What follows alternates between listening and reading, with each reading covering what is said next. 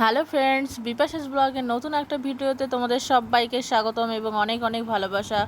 আশা করছি তোমরা সবাই খুব ভালো আছো আর আমরাও খুব ভালো আছি। তো চলো সকাল থেকে ভিডিওটা শুরু করি। তো দেখো, আসার পরে বাড়ি থেকে সব কিছু অনেক কিছুই কাচাকুচি করলাম আর কি। বৃষ্টি হচ্ছে এখানে ভালোই। তারপরে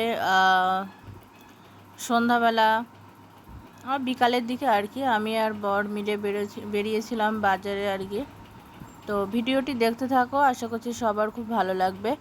আর সারাদিনের ব্লগটা তোমাদের সাথে শেয়ার করছি, ভিডিওটি অবশ্যই দেখবে। আর হ্যাঁ, যারা যারা আমার চ্যানেলটা এখনও সাবস্ক্রাইব করেনি তারা প্লিজ চ্যানেলটা সাবস্ক্রাইব করে দিও আর পাশে থাকা বেল আইকনটি প্রেস করতে একদমই ভুলবে না। তো দেখো কী কী বাজার করে নিয়ে আসলাম।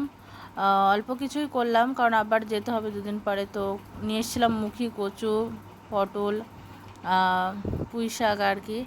আর তোমাদের তো আমি রেসিপিটা দেখিয়েছি, কচু দিয়ে ইলিশ মাছ, বর্ষাকালের খুব ভালো একটা রেসিপি।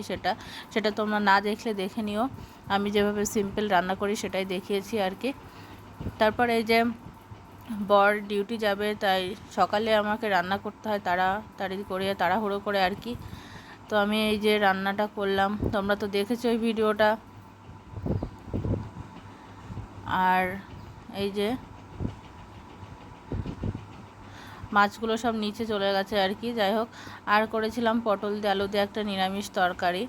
তো রান্নাবাড়া তো হলো, ভালোই খাওয়া দাওয়া।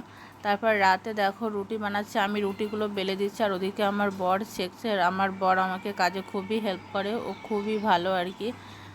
তো আমি ওকে বারণ করি কিন্তু শোনে না। দেখো এই যে আমি বেলছি আর ওইদিকে রুটিগুলো শেখছে।